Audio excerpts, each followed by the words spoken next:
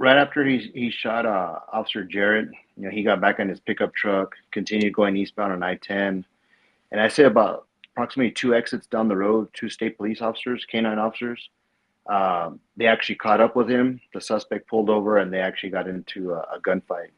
He came out with a long gun, and the two officers came out with their long guns as well. But there was quite a distance between them, and they fired multiple rounds. Suspect got back in the truck and continued back eastbound on I-10 again.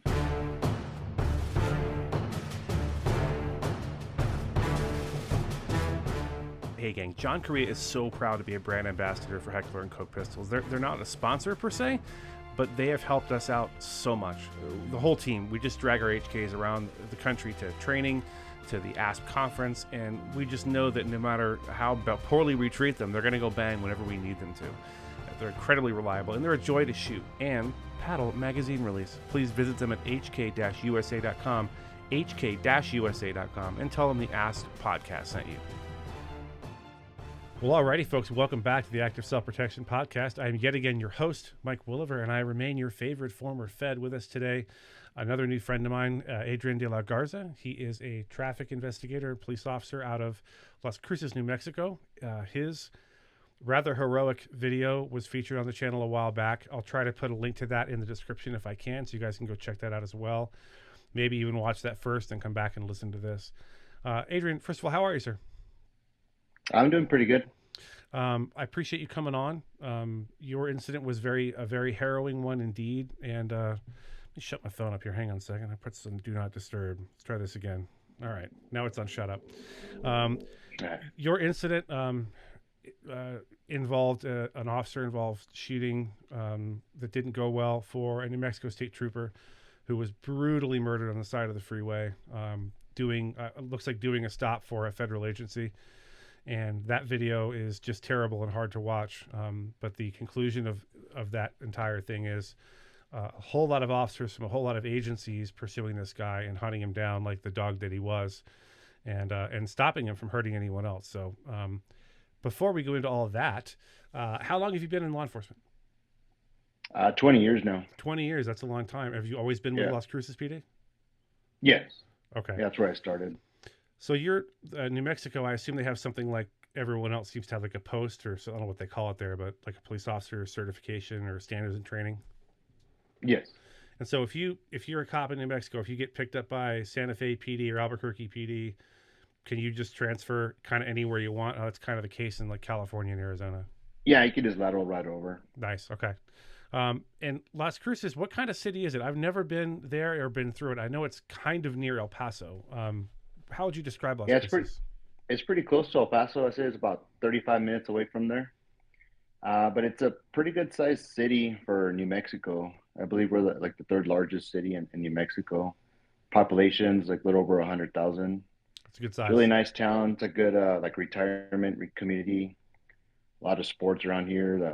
The high school teams are really good. Football, soccer, bunch of state champs here, and a lot of active people in this community. Nice. When it comes to like sports and stuff. So, I think everyone knows Albuquerque's a little on the rough side. That's not a secret. Yeah. I would dare to say Las Cruces is not quite on that level with having that kind of No, we're like the opposite. All thanks to you and your compatriots. Yeah. Keeping crime to a minimum, hopefully. Yeah. So what other assignments have you had before being a traffic investigator? There's a ton of stuff you can do in a police department. Like, what other jobs have you had prior to this? Well, when I started with the police department, I was just in the patrol section. I worked swing shift. So I was on patrol for about 6 years, and then I tested for the traffic position, be a motor officer, and I've been in that position since 2009. I've been there ever since. Yeah, once you get it's kind of like a blessing and a curse of having a specialized assignment. Is if you get good at it, they want you to stay there forever because you're an asset and you have all the body of knowledge. And I don't think most people consider how difficult crash investigations can be, but it can be a very complex investigation and can involve a lot of moving parts. Would you say that you've kind of mastered that ability to investigate crashes? I wouldn't.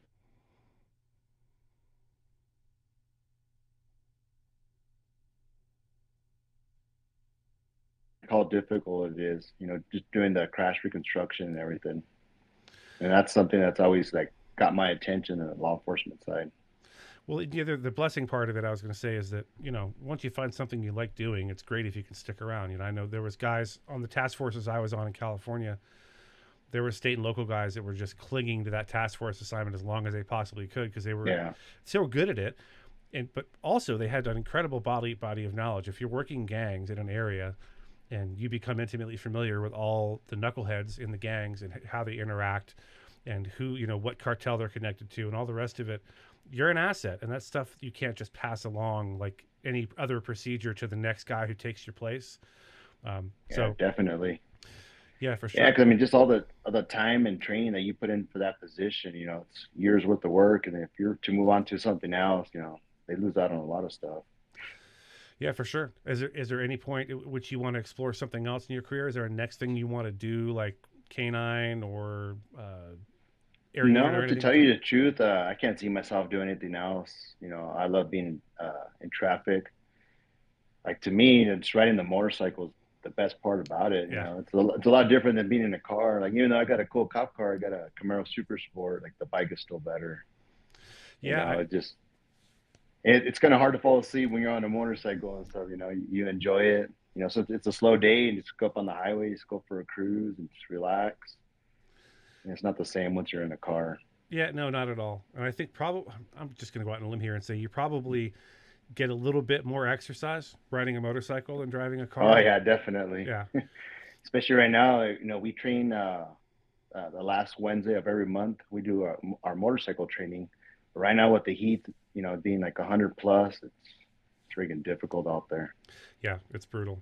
Yeah, my son was just commenting about how hard it is. He's a community service officer here in Tucson, and he's going to the police academy here in another month or so. Oh And yeah. he's complaining. He's Oh like, yeah. dude, So you guys are a little bit harder than us over there. yeah, it's pretty bad. I don't know Yeah. if you guys have humidity or not there, but it's pretty Today we did. I mean, okay. it comes and goes. Yeah, he was just saying, you get in the car and it's like you're just running from call to call to call. The only Yeah. exercise you get is getting out of your car and standing and then getting back in your car and running to the next call. So Yeah, exactly. if you wonder why some Yeah. cops end up looking like me, that's partly why. That and a crap diet. If the only place open, if you forgot to bring your lunch, the only place open is a convenience store at 2 in the morning, you're going to have to eat convenience store food. And Yeah, that's or you got fast food. right. That's about it. Yeah, and that's suboptimal. So let's discuss the incident at hand. I covered a little bit. I don't know how much you want to say about the reason this guy was running, other than the obvious, which is for whatever reason he did not want to go to jail that day, and he murdered Yeah. a New Mexico state trooper. He was using a long gun, and it's absolutely just cold-blooded murder. It wasn't like he shot him and ran. Like he shot him and then Yeah. went around the car and finished him off. And by Yeah. the time there was federal agents there with with med kits within 30 seconds, but there was, from what Yeah. I understand, there was no saving him. Is that your understanding as well? Yeah. That's the way I understood it too. So he's on, I believe he's on I-10, correct? Or is it I-40? No, it's I-10. I-10. So he's on I-10. So I-10, if you leave Tucson and go east on I-10 in about an hour, you're to New Mexico. The first place is Lordsburg. Do you know about Yes. where that stop took place, where the officer was murdered? So where like Lordsburg is at, where you're talking about, it's still about another 45 minutes. Okay. It's Lordsburg and then Deming, Right. and then from Deming it's Las Cruces. So it was between like Deming and Las Cruces where this happened. And was it as remote as it looked on the video? Was it kind of out in the middle of nowhere?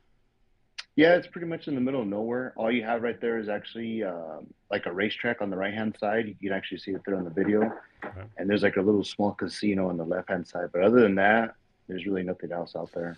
Yeah, And a gas station. That's about it. we had a civilian who rescued a Arizona DPS trooper a while back on our show, and it was early morning, and this trooper had pulled someone over who would then turn the tables on him and was straddling this trooper on the ground and beating him to death. And our guy saw that and stopped and ended up shooting the guy and getting him off the trooper.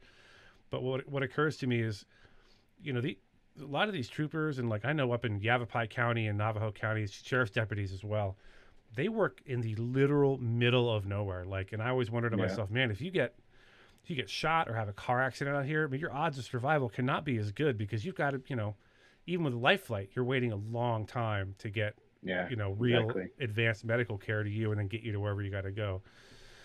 So yeah, it was suboptimal. So he murders this officer, and then he proceeds eastbound on I-10. And about how long is it until he's engaged? You know how long he was running until somebody found him and started pursuing him? So right after he shot Officer Jarrett, he got back on his pickup truck, continued going eastbound on I-10, and I say about approximately two exits down the road, two state police officers, canine officers. They actually caught up with him. The suspect pulled over, and they actually got into a gunfight there as well. Oh wow. He came out with a long gun, and the two officers came out with their long guns as well. But there was quite a distance between them, and they fired multiple rounds. Suspect got back in the truck and continued back eastbound on I-10 again. Passed the border patrol checkpoint, and they were probably chasing him for about 20 minutes until I got involved. So I saw in your video in particular, let me just say this, all right? I know you've heard this already, but it bears repeating. The fact that you are pursuing this guy at all shows incredible bravery, in my opinion. The fact that he starts to shoot at you and I'm pretty sure make contact with your car multiple times with a rifle round, Yeah, and you're calling it out, hey, he's shooting at me, he's hitting my car, and you continue to do so. You don't have to say anything after finish saying this, brother. Man, I have nothing but respect for that. That is, we've had some black eyes in law enforcement over the last year or so where officers didn't quite live up to what we would want them to do in certain situations. I think everyone knows what I'm talking about. yeah. The fact that you kept pursuing and didn't even slow down and continue to aggressively chase this guy, just that part is impressive. So once Thank you you. get up, how long is it until you're the primary right behind him? Because I know if people don't understand how pursuits work, sometimes the primary officer will change depending on circumstances. So it isn't always the same officer or trooper in the very front of the pursuit. So how long were you primary before kind of the action starts in the videotape that the agency released? Um, so I'll kind of go back a little bit. Sure. The state police and the sheriff's department were actually chasing him. They were coming up to the Love's gas station, and I was actually in the center median near a rest stop, and I was trying to figure out like what was a good safe position to set up spike strips. And I didn't realize the suspect was already getting pretty close to me. So I was looking towards my left, and I heard a couple of gunshots, and that's when the suspect was shooting at my car while I was in the median. And as soon as I saw it, I kind of hesitated. I was like, "Oh crap!" Like I wasn't expecting this at all. Like I wasn't waiting for him to come by. I thought he was still about a mile or two down the road. So I just made the decision. Like, you know what? It's time to get to work. Let's go after this guy. Turn on my lights and sirens. I got onto I-10, and I became the lead vehicle at that point because there was a gap between like the sheriff's department and the actual suspect. So as soon as I got off onto the roadway, just gunned it and just started going towards the suspect and came up on his right side pretty quick. And I tried going for the pit maneuver like as soon as I had a chance. But as soon as I came up on that pit maneuver, he just started firing rounds at my car. So I just kept backing off and kind of swerving like left and right just so I wouldn't get hit. I noticed at one point in one of the videos, there's other officers. I don't know if you were there for this or not, but I remember seeing other officers, maybe troopers, I'm not sure. And there was one plainclothes guy, like in a green Ford SUV or pickup. Yeah. And one of them was trying to set up the spike strips. And then they were like, hey, you know what? I'm going to say a bad word, folks at home. Somebody said, hey, fuck this. And they grabbed their rifles and like, we're just going to shoot at this guy because it's 100% justified to do so. Were you in that Yeah. group of people or no? So right, that part of the video where you're talking about, the suspect did, that's when he came down, they started firing at the suspect, but they actually hit my car. Okay. Oh, wait, the officers hit your car? Yeah. Oh boy, well that's frowned upon. Yeah. Yeah. So my car got hit a couple of times and it actually shot out my left front tire. Which is So not great. my dash started beeping and I looked at the dash and it said like left front 0 PSI. So I had like no air left in the front tire. So when you perform the pit maneuver, which stands for pursuit intervention technique for those who don't know, when you did the pit maneuver, that was the tire that was closest to his vehicle, right? If you pitted him from right to left, your car went right to left. Yeah, so I pitted on the passenger Passenger side. side. Yeah, so on that side, I was just riding on the rim by then, Well, I so mean, going about 100 miles an hour. they should do a little pamphlet for you about you for the academy. Like, yeah, you can still do a pit maneuver with a flat tire because I think that would have Yeah, dissuaded me from trying it. Um, yeah, I think people see pit maneuvers.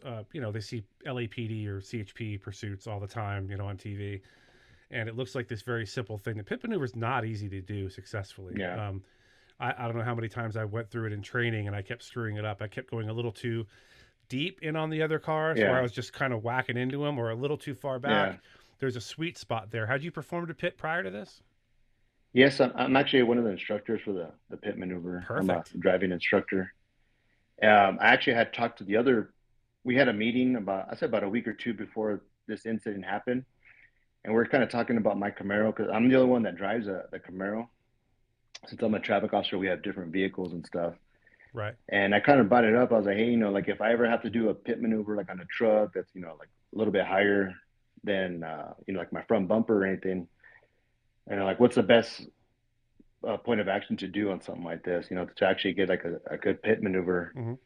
So we were talking about, say, like the only way you're going to be able to perform a good pit maneuver on this is actually get on that tire. Yet you have to go a little bit shallow, and it's going to cause damage to your car and stuff. At least you have a good point of contact there, and then just do that quarter turn Right. and cause them to spin out. So as soon as I came up, like that was the first thought that popped in my head. I was like, all right, we just talked about this. It's fresh in my head. So I got to get a little bit deeper than instead of just getting like the back, rear bumper area. Hmm. Because I was afraid, if I did it like the way we're taught or the way we teach it, is like his bumper would actually get caught on my bumper, or actually I would go underneath the bumper, and I wouldn't get a good pit maneuver from there. So I went a little bit deeper and actually got it right on the right rear tire, and it worked great.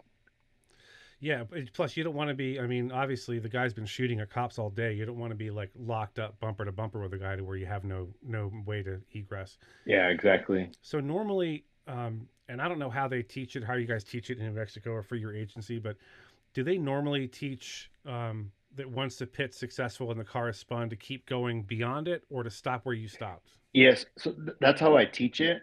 But when I was doing the actual pit maneuver, I was already trying to come up with ideas like, in my mind, like, hey, like, what are you gonna do as soon as you stop this guy? It's like, what, like I made the decision because I knew I'd be behind the power curve. If I continued driving straight, like let's say I just stopped, by the time I got in my car, he's probably already engaging on me. So by the time I turned around and everything, I'm already a couple of seconds behind.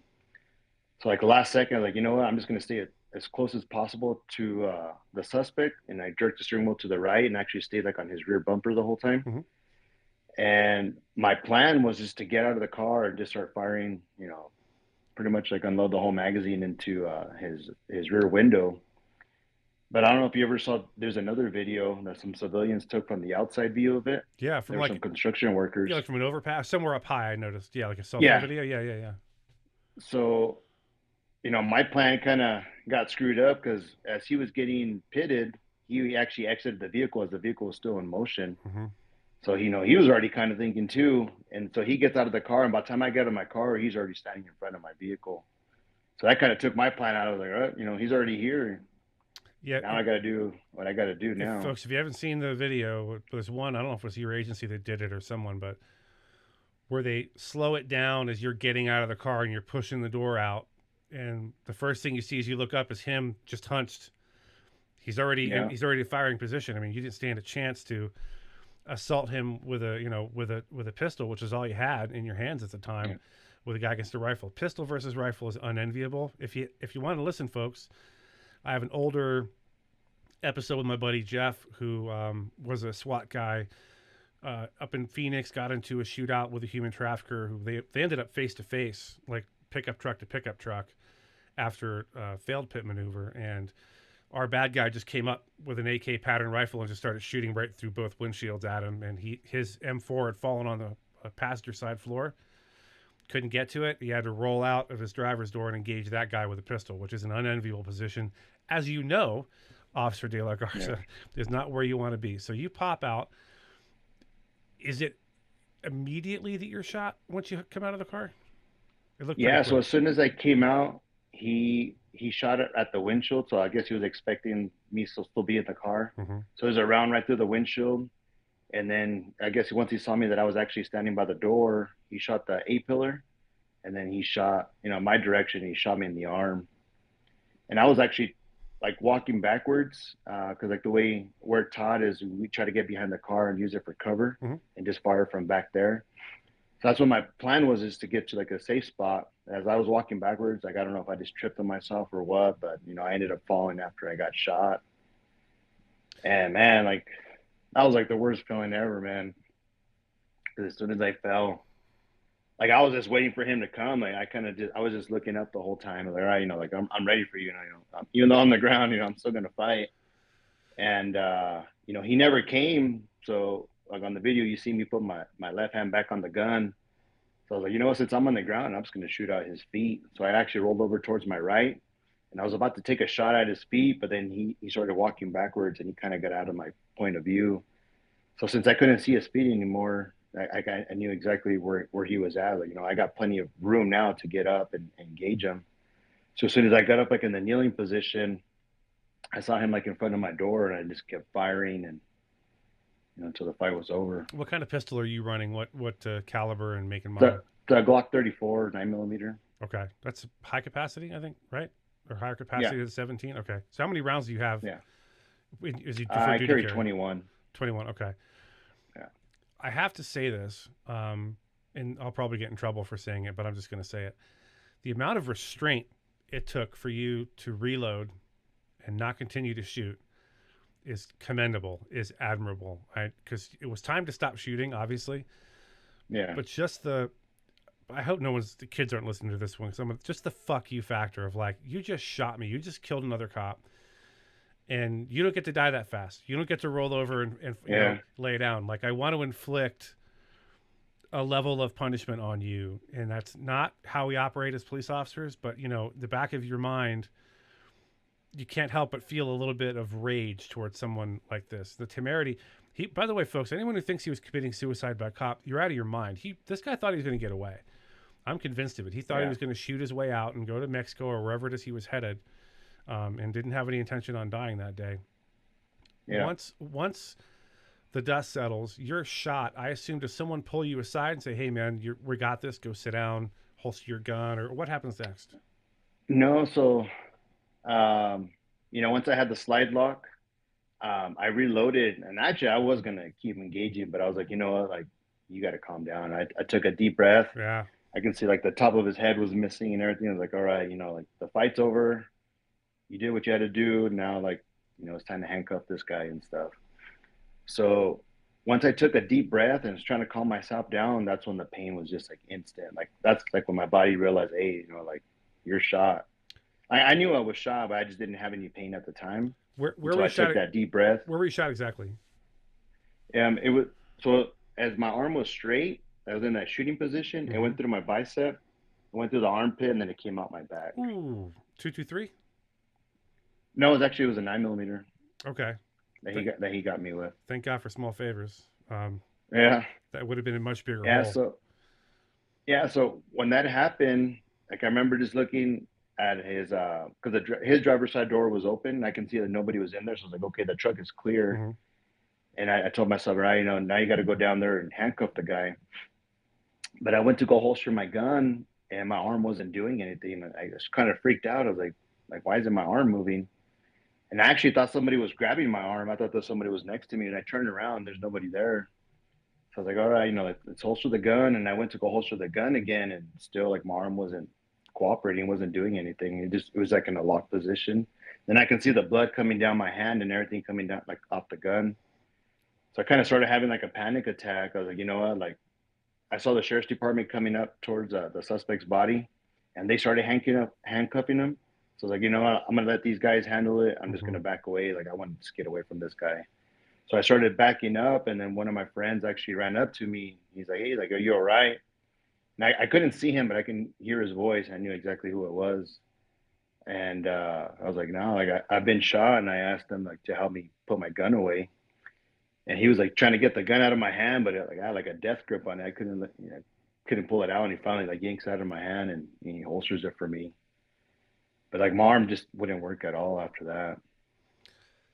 So a lot of what we talk about here is aftermath stuff. So it's important to me to kind of go through this for other officers and deputies or troopers who might be listening. Um, I assume the first order of business was to get you to a hospital, but was there anyone there telling you, like a union rep type guy or somebody familiar with the rules, to tell you, hey, don't talk too much right now, don't make any grand statements right now, you're not in the right frame of mind? Was that a thing that happened or no? Uh, Not really. I mean, I already knew, I've been an investigator myself for quite a long time. Like I knew I shouldn't be saying anything or anything, but uh, I kind of back up a little bit. Sure. Since we were on the highway, an ambulance or anything couldn't get to me because we had everything shut down because we didn't know exactly where the suspect was going to go. Mm-hmm. So they just threw me in one of the units and then one of the cop cars, and we hauled ass to the hospital. And we got there pretty quick. It was like an exit or two away. I got there less than 5 minutes. The hospital's already waiting for me. It was nice actually because like as soon as I walked into the hospital, like the very first person I saw was my friend's wife, Marisa. So I was like, oh, thank God, it's like somebody I know. Like I was Yeah. kind of afraid, like, man, what if it's like a cop hater or something like that, and they don't want Friendly to treat me face. or something. Yeah, friendly face is a big help. Yeah. So as soon as I saw her, I was like, oh, it was a huge stress relief. Like, all right, like I've known her for like the last like 20 years, Nice.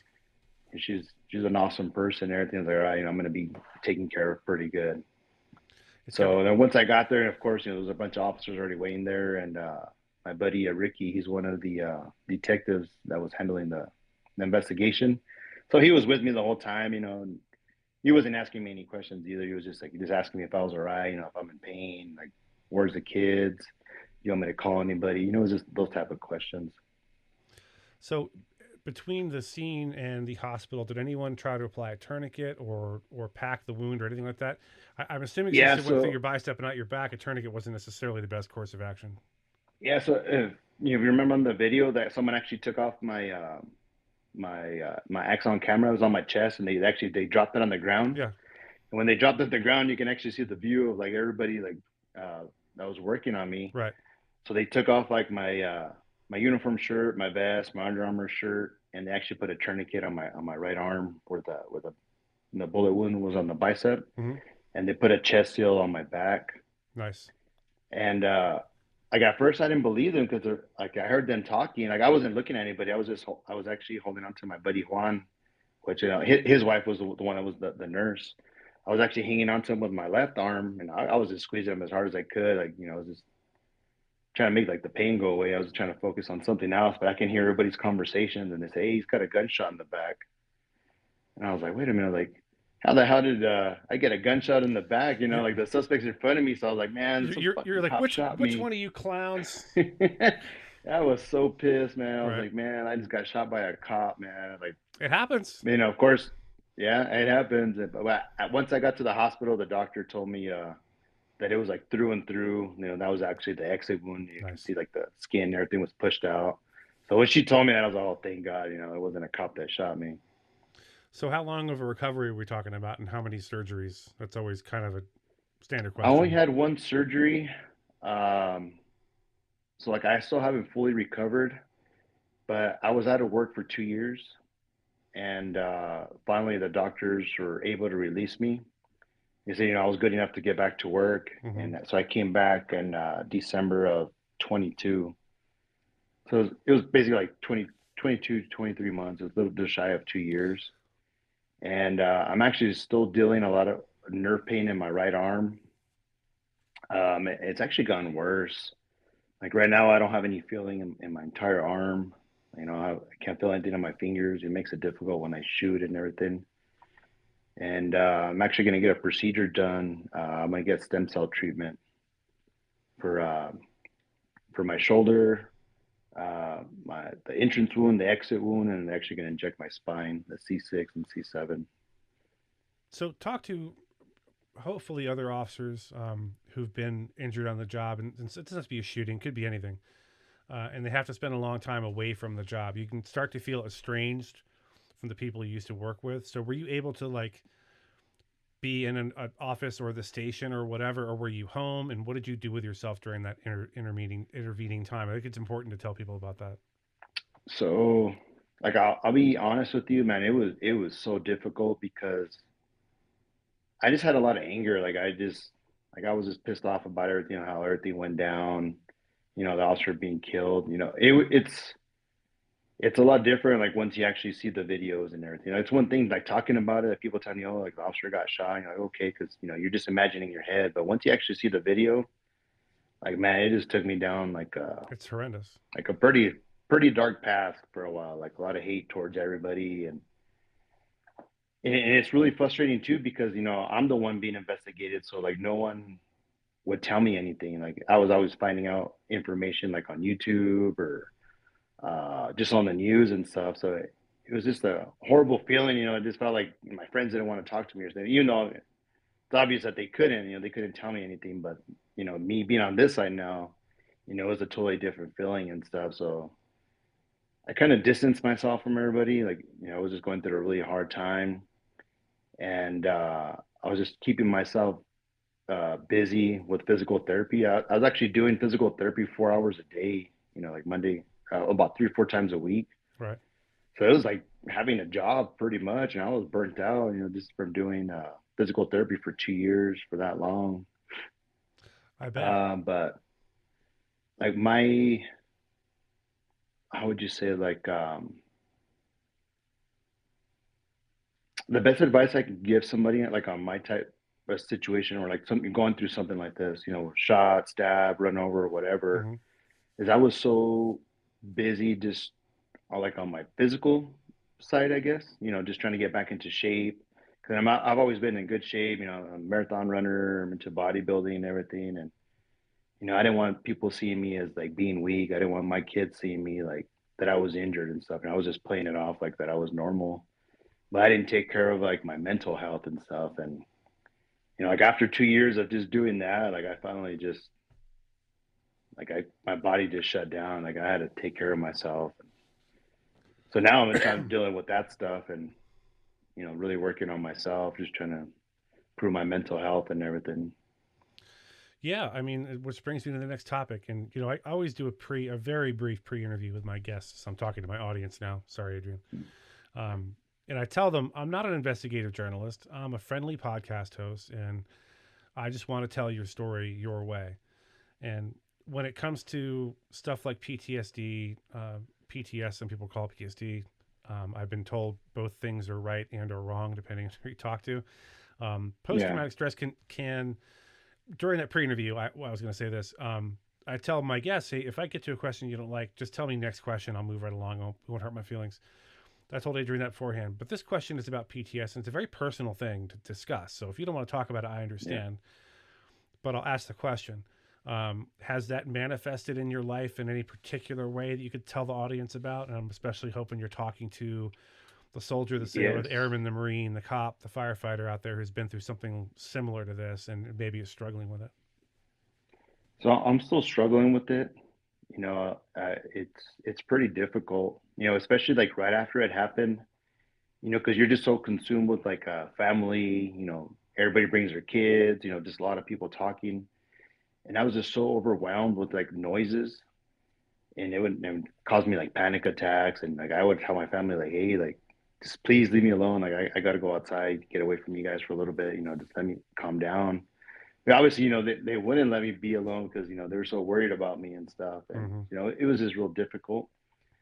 But to this day, I still, just being like at a restaurant, just hearing like everybody talking, people dropping dishes or something, or hear everybody's conversations. Like, it's hard for me just to concentrate with the person I'm with. Like I'm on a date or something. It's hard for me to like be there present with that person because I'm so consumed by everything else, and I'm just like, I guess like the flight or fight mode kind of kicks in. Mm-hmm. So I'm just like watching my back the whole time, and just my heart's racing, and I'm just not very comfortable at all. It's pretty hard.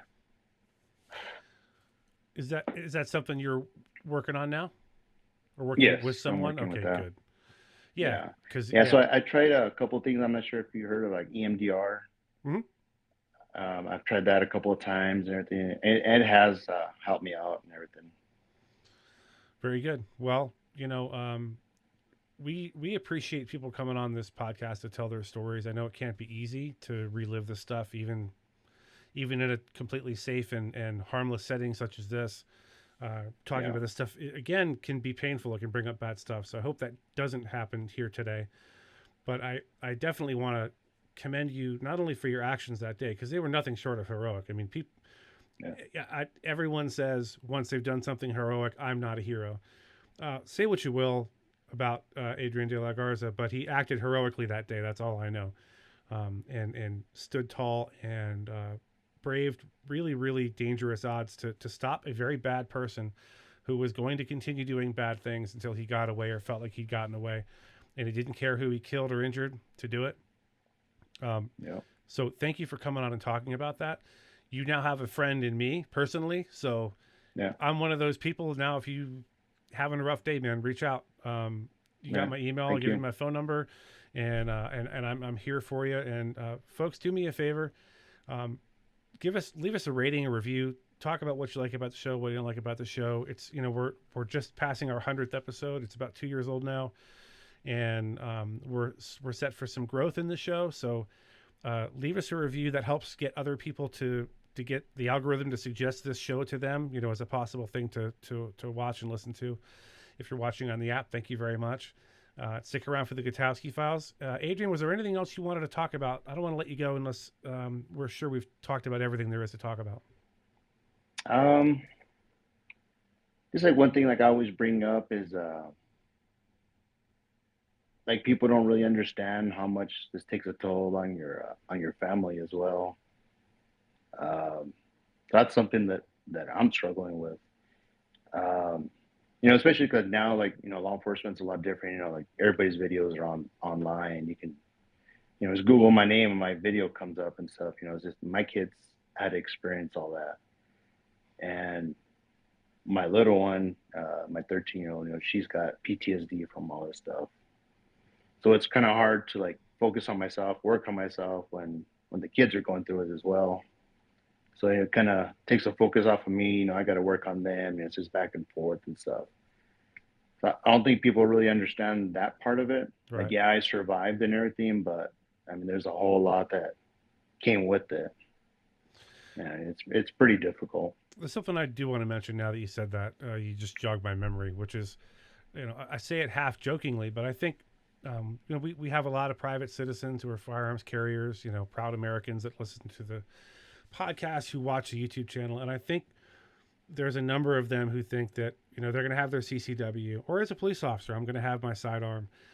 And then the perfect situation will arise where I have this completely justified shooting and there's zero questions about the level of justification of my shooting. I will shoot someone, maybe kill them, maybe not. And then I'll just go home and high five my wife and have a martini and celebrate the win. None of those things are true. Unless you're a psychopath, none of those things are true. Yeah. Being in a shooting, a critical incident is a terrible, awful, terrible thing to have to go through. So if you're listening to this show or watching this show right now, listen to what Adrian's trying to tell you. If you can avoid it, avoid it. If you don't have to be involved, don't be involved. His shooting was the most righteous shooting of all time. There was, in this host's opinion, there was zero question what absolutely had to be done. And you can see that despite how justified it was, despite the fact this guy was a complete and utter unrepentant scumbag who just murdered a police officer, it still affects people who are in this position. So, Adrian, I'm going to put you on my prayer list as well, man. Thank you. Yeah, and like I said, reach out. If you need me, I'm here, brother. And we're going to hit the end button here to end the interview, but he and I are going to talk a little bit more. Adrian, thanks again, buddy. Thank you. Well, alrighty, gang. Welcome back to the Gutowski Files, starring Stephen Gutowski. He is the host of the Weekly Reload podcast and the founder of thereload.com. Stephen, how are you, sir? I'm doing pretty well. So Stephen and I, not too bad. We always have a little pre-talk. John and I don't know if you know this, Stephen, have done over on the app, have done a few sort of behind the scenes, where we have a first watch of like a badge cam or a dash cam. And those have been wildly popular for some reason. My idea, by the way. Don't tell John to say that. Yeah, and I'm telling John, man, people would watch you go for a walk in the morning and, taping yourself with a selfie stick and I think that's true probably. So hopefully he'll do more Well, of that. I think I think there's like a certain aspect of the behind the scenes, like get your first reaction, because scripted videos are awesome Right. and have their own advantages, and like you get to actually put your thoughts together and script out a video and have a full argument, but in your mind going forward through it. But getting your first reaction, that's interesting too, just to see what your instincts are on a certain video, right? Yeah, absolutely. So that's what Stephen and I do before we hit the record button. We discuss what we're going to talk about and what we think about it. So this week we are discussing a member exclusive over at the Reload. This came out, let me see here, August 18th. And it's an analysis piece written by our very own Stephen Gutowski, what the government is arguing in the new Supreme Court gun case. And there's a lot of facets to this, which are interesting. So, Stephen, tell us what's going on. Where is the case from, and why is the ACLU involved, for crying out loud? Yeah, so this is a case called United States v. Rahimi. I think we mentioned this a while back when the Supreme Court first took the case, because this is going to be the first case that they decide on the Second Amendment since Bruin, which was the big landmark case on gun carry that they handed down last year. That was complete with a whole new test of how to determine whether a gun law violates the Second Amendment or not. And so now here's the first chance for the court to refine that test, right? To come in and settle some disputes that have developed in the lower courts about, who can carry, what you can own, and where you can go. Like those are the big three things that have had different federal judges come down on different sides of. So now this case deals with who, right? Who can not just carry but even own a gun, right? Because Rahimi is about a Texas man who had a domestic violence restraining order taken out against him because he was accused of assaulting the mother of his child, and then went on to be accused of many other crimes as well. He's waiting trial for a number of shootings he was involved with, but he was convicted for owning a gun in violation of this restraining order, which is a federal felony. And so that is the core of this case, because the Fifth Circuit ruled that the provision of federal law was actually unconstitutional. It violates the Second Amendment under the Bruin standard. And so the United States government appealed that ruling, and the Supreme Court accepted it. And now we have the United States, the federal government's, the DOJ, Department of Justice, their argument in the case laid out in their brief. And so that's what the piece looks at, exactly what they argue. Right. And to see this over at the Reload, you have to be a member. So consider going over there and getting a membership. So the ACLU is, I guess I'm not clear on where their standing is in the case, or why they would have submitted a brief about this. Yeah. So the ACLU, and we've got another piece that should be up by the time this airs, where we're doing a news piece on the ACLU's role, which is they filed an amicus brief. I'm also more than happy to give people a little preview of that members piece and talk a little bit about what's in the government argument as well. But the ACLU comes in these are called Friends of the Court brief, amicus brief, where lots of different groups file these in all the Supreme Court cases, right? These outside groups that aren't parties to the actual case, but they have some sort of interest in it, right? Like the gun rights groups some of them will probably file briefs in this case, even though they're not a party to it. And so you had a bunch of the gun control groups filed to overturn that Fifth Circuit ruling. They sided with the government, right? Obviously, in this case, and you have a bunch of other groups. You have law professors, you have history professors have filed briefs already in this case, and so the ACLU filed their own amicus brief that was for upholding the law. Although interestingly, it was for upholding it in a more narrow way than what the government wants the Supreme Court to do. Okay, explain that. What does that mean exactly? Yeah, so the government's argument, and we go into a lot of detail on it in the members piece, but just to give you a brief overview of it, essentially they're arguing that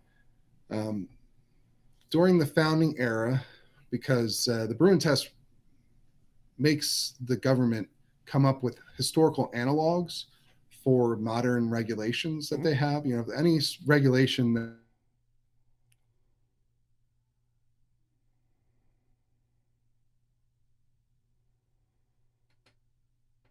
by pointing back to history, to the founding era when the Second Amendment was ratified, to show that the founders agreed that this type of restriction was constitutional, that it fit with the Second Amendment.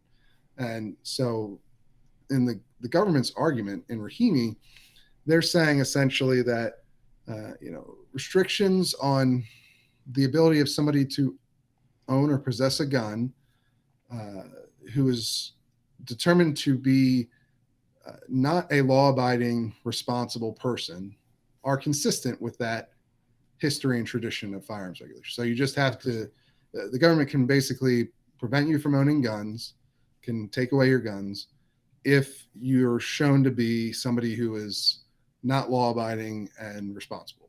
And a lot of that is based on dicta, that it's called, in Supreme Court cases in Heller and McDonald and Bruin, where this court talks about how those previous laws, the DC's ban on handguns and New York's ban on gun carry, effective ban, took away the rights of law-abiding, responsible Americans to, exercise their Second Amendment liberties. And so that's the government's argument, right? Essentially, you can restrict people's gun rights if they're not law-abiding and responsible. Yeah, I mean, fair enough. But I mean, again, if it's a restraining order that's being violated, as much, I mean, and believe me, I've said it before in the space. Excuse me, I'm the last person that wants to see one half of a relationship get abused by the other, or threatened, or beaten, or whatever. Mm-hmm. But we talk about the slippery slope. I mean, a restraining order, anybody can get a restraining order against anybody. I can get one against you right now and make all sorts of things up and say that, Steven said he was going to come to my house and beat me up and take my lunch money. Doesn't make it true. So is there any part of this case that involves sort of a time limit? Like, a restraining order can go on for a long time. So potentially somebody, without having been convicted of anything, could be denied their Second Amendment rights for a protracted period. Is there in any of these cases, is there anything about sort of the length of time involved? Because that would be a concern if somebody were falsely accused, for example, and had a restraining order placed on them by someone who was sort of making things up. Yeah, so there's actually the time aspect is one of the things that people, the ACLU and the government have used as an example of why the law should be upheld, because it's not a lifetime ban like a lot of the other prohibitions in the same section of federal law, where you have what are called prohibited possessors, right? You've got convicted felons, people convicted of domestic violence misdemeanors, people have been adjudicated mentally ill and involuntarily committed as a danger to themselves or others. Those people lose their rights for their life, right? And there's very little chance that they can ever have them restored. Whereas in this domestic violence restraining order situation, the prohibition only lasts as long as that restraining order is still active. However, I will say, just to your point about the potential abuses of this, or the lower bar of due process protections compared to a criminal conviction, that was a significant point made by the Fifth Circuit when it ruled against this prohibition. That was something that they found was not kosher with the Second Amendment, with the Constitution, and was part of their ruling. Now, you also talk. There's sort of a fairly broad interpretation of the government's power in the government brief. Not coincidentally, I'm sure, right? Where they're talking about people who are not law-abiding and responsible. Well, what does that mean?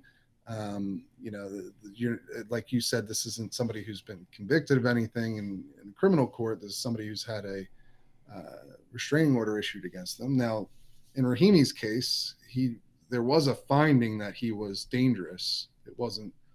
It was something where the judge determined that there had been previous violence in the relationship, and that's why the judge issued this restraining order. So there is another section of that law that's a bit weaker on constitutional terms, where you just have to have the restraining order issued against you. It doesn't have to be a finding that you're dangerous in any way. Mm-hmm. It just has to say that you can't commit violence against your partner.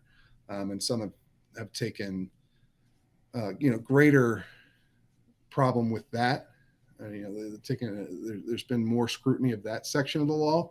Unfortunately, in this case, for gun rights advocates at least, or at least their supporters of Rahimi, he was actually found to be specifically dangerous because of previous incidents that he's accused of. Now he hasn't been convicted of those things. Mm-hmm. He also hasn't been convicted of the reason they found this gun in his home was because he was accused of like 5 different shootings.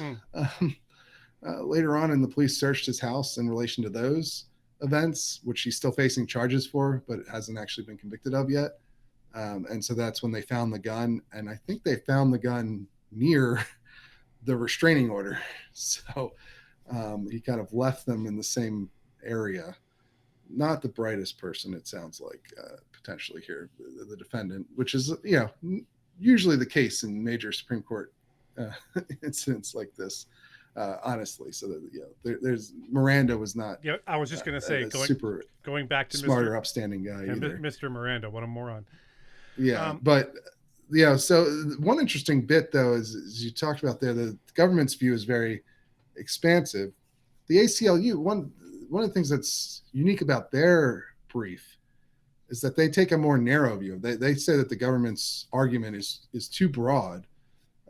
For what kind of power they have to restrict people's gun rights. And instead, they focus on this idea that somebody who's been specifically found to be a danger to themselves or society at large can be restricted from owning guns temporarily, at least. And that's where they come down. So they think that the law should be upheld, but not on the grounds that the government wants it upheld on, if that makes sense. It does. May I espouse some opinions now, sir? Is that okay with you? Sure. Mr. Big Time hotshot journalist guy. So I always try to specify when I'm expressing opinions, because Stephen is an actual journalist and has held to much higher standards than I am. Excuse me. But I will say this, hard-won experience after many, many years in law enforcement is that restraining orders really are good for one thing. 2 things. One is upsetting the person you're taking it out against and making them really mad at you. The other thing is, in the event that someone violates it and you can get the police there in time, which is very questionable, and that person could be arrested for violating it and put in jail temporarily only to be let out again. So what I'm saying is a restraining order isn't really worth the piece of paper it's printed on, other than to temporarily put somebody in jail for violating it, usually for proximity or for texting you threats or calling you or whatever, which is why your ability to protect yourself before the cops get there is paramount, which is what we're all about at Active Self-Protection. That's what Stephen's all about over at The Reload, is the individual citizen's ability and right to protect themselves, up to and including the use of a firearm. That's what all of this is about. So restraining orders are a tool that you can use and law enforcement can use. However, this is off topic a little, but however, your ability to defend yourself before the police get there is critical, because they're just not going to get there fast enough.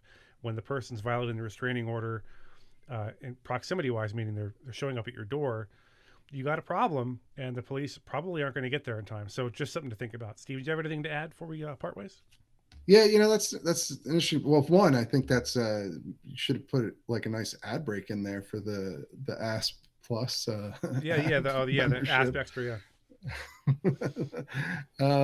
But the other point, it's one thing that struck me when I was reading the government's brief, because they lay out all the details of what Rahimi is accused of and this timeline of events. Mm-hmm. And he's accused of assaulting the mother of his child and threatening her with a gun and doing that in public, and then shooting at a witness, and then of course he's accused of this basically like crime spree, the shooting spree that involved selling drugs to somebody, then shooting at the person they sold drugs to, then getting in a road rage incident and chasing down somebody and shooting at them. He loves shooting back at people later to shoot at them again. He likes shooting at people a lot. Yes, and he his friend's card was declined at Whataburger, so he shot in the air. These are the things he's accused of. Oh boy. And it's a lot. There's a lot of stuff, and it's accusations are very bad. One thing that struck me, though, to your point here, is that he was never like none of these things drew law enforcement action in the sense of prosecutions that stuck and landed him in jail. So you kind of two things you can take away from that is one, that law enforcement officials in Texas where he lived didn't do a good job of addressing his many crimes until much later on in the process, right? Like now, finally later he was arrested and convicted on some of these things, but he's only been convicted on the gun charge, just the possession charge, basically, to this point. Now he's facing other charges. But the other thing you could draw too is like, this is what the government's accusing him of, but because they didn't actually do anything to take him to court over this stuff, we don't know how reliable those accusations are necessarily. Right. It's what the government says he did all this stuff, but if we don't have he wasn't tried in a court of law for the vast majority of these things he's accused of, or he hasn't been yet for some of the later stuff. But, so just to your point, like, I mean, maybe the restraining order was all that could happen. That happens sometimes. It's one of the points that the government makes and that the ACLU makes as well, that, domestic violence is a difficult thing to solve, right? There's a lot of situations where the victims don't want to press charges and oftentimes can have good reasons for that, right? Like they don't necessarily feel that they've been treated properly by law enforcement when they do report, and then it can be difficult to get convictions when it's a accusation from one person with no witnesses. Right. There's just the only point I'm making here is that there are scenarios where restraining orders can be the right tool to use, like you described, but also like that all comes with its own questions about due process and rights, and it'll be really interesting to see where the court comes out on it. I honestly think that surprisingly, when I went to read that ACLU brief, I thought it was going to be more similar to their Bruin brief, which was pretty out there, I guess is one way of putting it. Sort of argued that carrying guns in public makes it harder for other people to exercise their First Amendment. It's sort of a chilling effect on the First Amendment, right? To allow people to carry a gun legally in public. So that's not a super serious argument and didn't get any consideration whatsoever. Nor should it have. From the Supreme Court. So I kind of expected arguments that were sort of more, some of these amicus briefs, they're kind of more publicity generating things than they are serious arguments that the court is actually going to really weigh. In this ACLU brief, to be frank, is not that. It's much more in line with what the court has sort of articulated at this point. I could actually see them adopting the point of view that the ACLU lays out here. And so I was a bit surprised by that, to be honest, because the ACLU has been trending like a lot of single issue groups. You could even say this for the NRA in some respects, towards becoming more of a identity group for, certain political sect, like, the NRA tries to appeal very strongly to conservative Republicans, right? And by talking about issues that aren't really related to gun rights necessarily, they talk about immigration, they talk about COVID vaccine mandates, stuff like that, right? Or at least they have. And then the ACLU, I mean, even that Bruin brief is a pretty good example of like, why is the ACLU getting involved in Bruin to argue against a civil liberty? Right. So it was a little bit surprised to see them go the opposite direction here. And I do think that their brief will probably actually be fairly influential in this case. Folks, if you are lamenting the lack of down the middle, sane, sober reporting on the Second Amendment and all things firearms related, go over to thereload.com, and carefully consider getting a membership.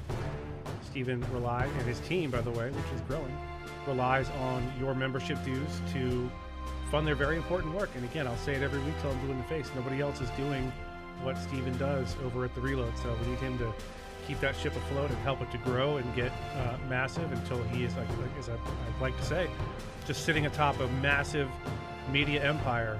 Okay. Rupert, never mind. Steven, you have a wonderful week, sir, and as always, you have the last word. Absolutely.